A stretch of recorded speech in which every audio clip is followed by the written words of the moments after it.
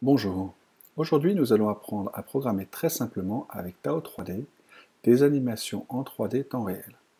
Tao 3D est un logiciel libre disponible sur tao3d.sourceforge.net et que vous pouvez télécharger pour Windows, macOS 10 ou Linux.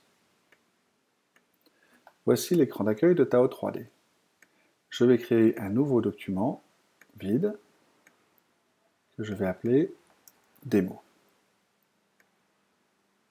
J'ai donc une page blanche dans laquelle je peux insérer une forme 2D comme dans un logiciel de dessin et je vais pouvoir la déplacer avec la souris.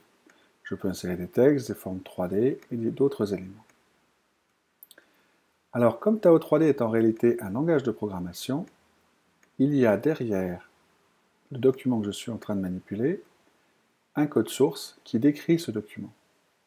Je peux modifier directement le code source. Par exemple, si je tape ici 0,0 et que je clique ensuite sur Enregistrer, donc pomme S sur un Macintosh, CTRL S sur un PC, ma forme se place au centre de l'écran. 0,0, c'est le centre de l'écran.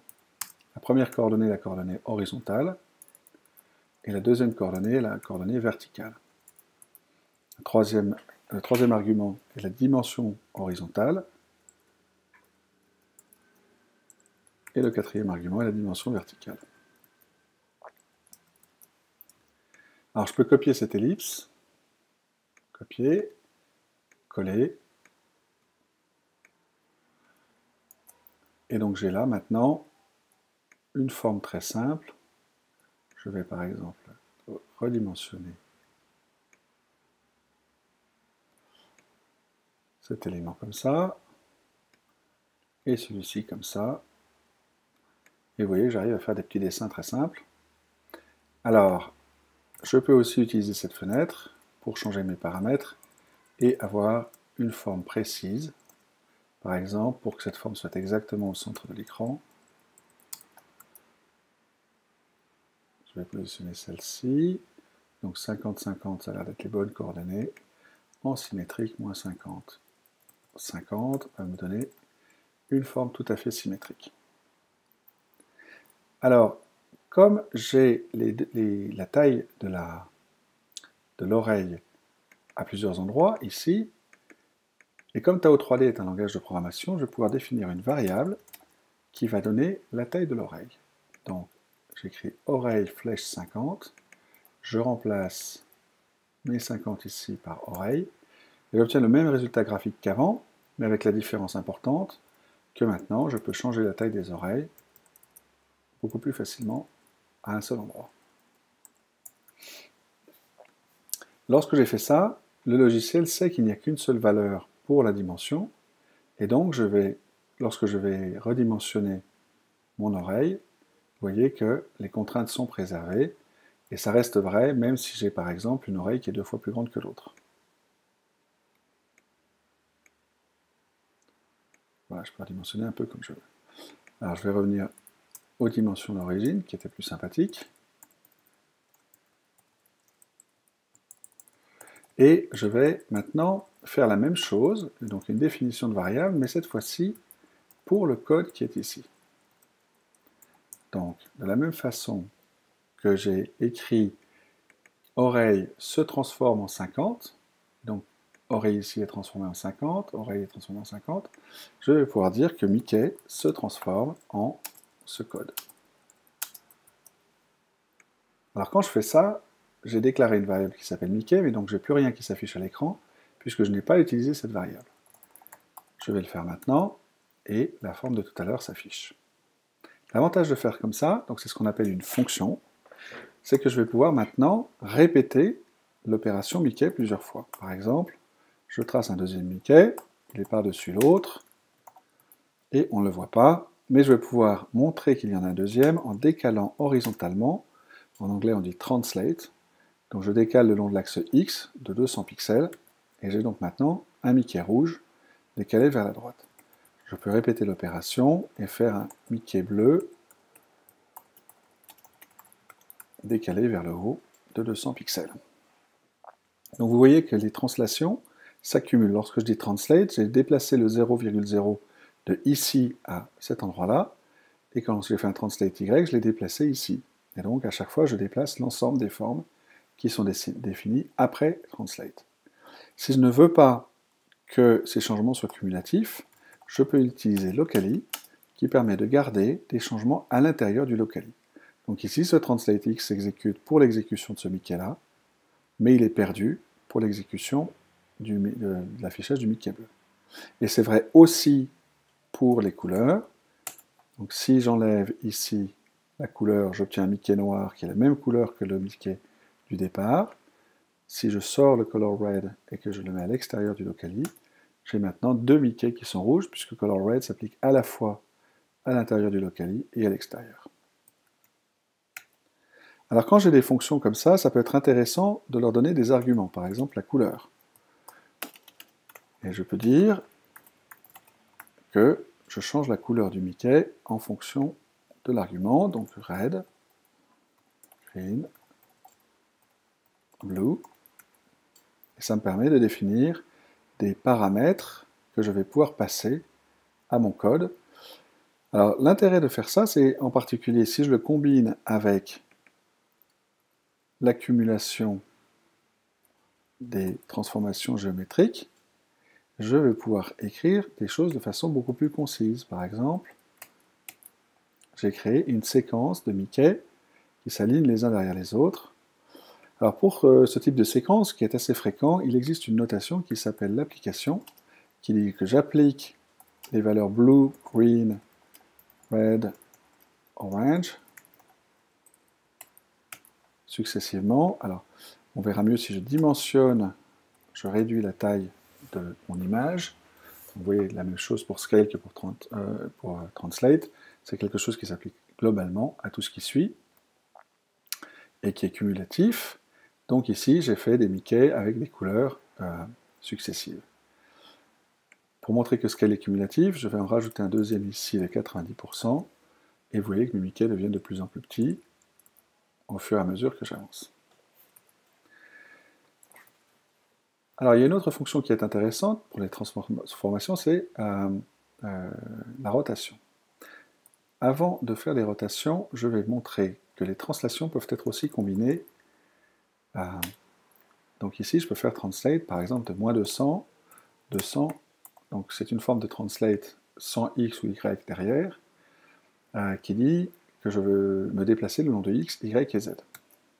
Donc là, je me suis déplacé 200 pixels vers la gauche, 200 pixels vers le haut et 0 pixels en profondeur. Je me déplace vers le bas et je me remets au centre. Alors, une autre option intéressante est d'utiliser ici mouse X, mouse Y, 0. Et alors là, j'ai du coup une translation qui dépend de la position de la souris. La variable mouse X donne la position actuelle de la souris, la variable mouse Y la position actuelle de la souris en Y, et donc je fais un déplacement qui suit la souris. J'ai aucune obligation, évidemment, de les mettre dans cet ordre-là. Je peux faire ça, par exemple. Et donc là, si je déplace verticalement la souris, mon dessin se déplace horizontalement et inversement. Alors, je vais utiliser ça pour illustrer les rotations. Je peux faire une rotation le long de l'axe X. L'axe X est l'axe horizontal. Donc si je fais une rotation le long de l'axe X, je fais tourner comme sur un barbecue l'ensemble de mes Mickey. Je peux faire une rotation le long de l'axe Y qui est l'axe vertical. Et donc vous voyez là que mes Mickey tournent autour de l'axe vertical de l'écran. Et enfin, je peux faire une rotation le long de l'axe Z, qui est l'axe qui traverse l'écran. Et donc là, mes Mickey vont tourner autour de l'axe central qui passe au milieu de l'écran. Et je peux évidemment les combiner. Alors si j'utilise ça à cet endroit-là, je vais mettre 150 ici, et je vais faire une rotation de 20 degrés le long de 10 degrés le long de l'axe Z. Et donc là, vous voyez que maintenant, je fais cette rotation qui s'accumule, et donc je pourrais mettre beaucoup de valeurs. Je vais essayer de créer une spirale comme ça, en utilisant maintenant une autre façon de coder les couleurs, dans laquelle nous donnons non pas un nom de couleur, mais une valeur numérique qui indique la teinte, une autre qui indique la saturation, et une troisième qui indique la luminosité. Alors je vais ici remplacer mes valeurs ici par... Alors, la teinte est donnée en degrés, et ça correspond, vous voyez, au changement de la couleur. Je vais pouvoir augmenter le nombre de Mickey comme ça, et on va faire un scale de 40.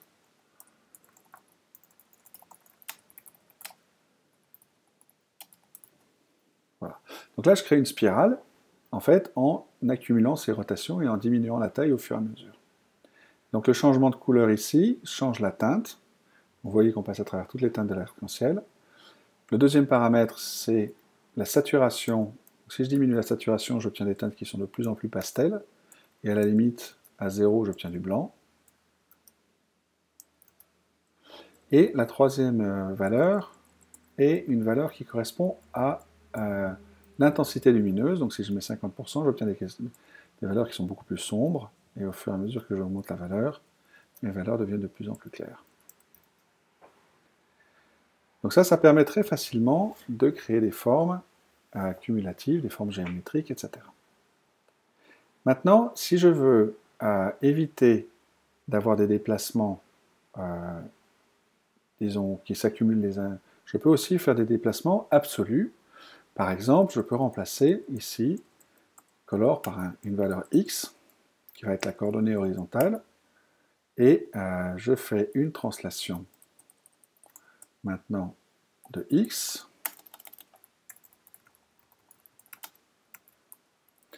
et pour éviter que cela ne s'échappe de la fonction Mickey, je mets un locali autour, et donc vous voyez maintenant que j'ai une translation. Alors on va peut-être augmenter un petit peu x fois 10 par exemple. Donc là j'ai une translation horizontale, et je vais pouvoir y combiner une translation verticale. Donc par exemple, je vais ici mettre par exemple une fonction très connue des mathématiciens, qui est la fonction sinus, qui permet de faire donc, des fonctions, des alternances comme ça. Je vais remettre ça au centre de l'écran pour qu'on le voit mieux. Et je vais diminuer un petit peu la taille de chacun de mes Mickey. Voilà, donc là je suis en train de tracer une sinusoïde, donc cette fonction avec des alternances, à partir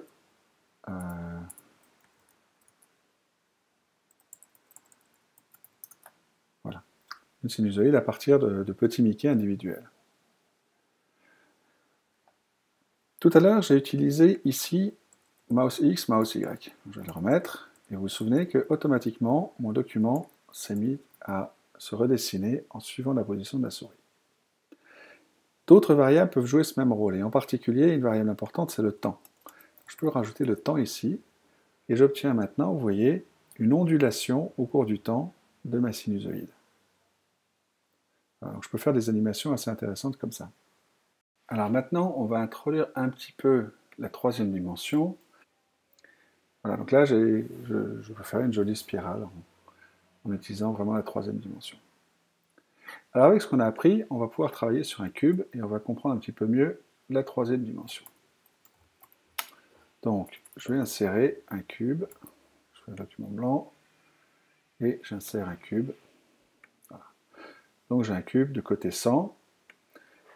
Si je le fais tourner le long de l'axe Y, par exemple, on le voit tourner comme ça, et on a assez peu de compréhension de la forme du cube. On va mettre un petit peu de couleur sur les arêtes du cube pour comprendre un petit peu mieux. Voilà, donc là j'ai fait un cube avec une arête, et je vais faire une rotation le long de l'axe X de 20 degrés pour qu'on comprenne un petit peu mieux comment ce cube se présente. Alors, même si ce cube est coloré en, mettons, en jaune, il n'y a pas vraiment d'effet de profondeur pour l'instant, et pour améliorer ça, il faut que je mette un peu de lumière. Donc je vais mettre une lumière numérotée 0, que je vais positionner en X, Y, Z, comme ça. Et là maintenant, j'ai du coup beaucoup plus d'effets de profondeur parce que j'ai un phénomène de face cachée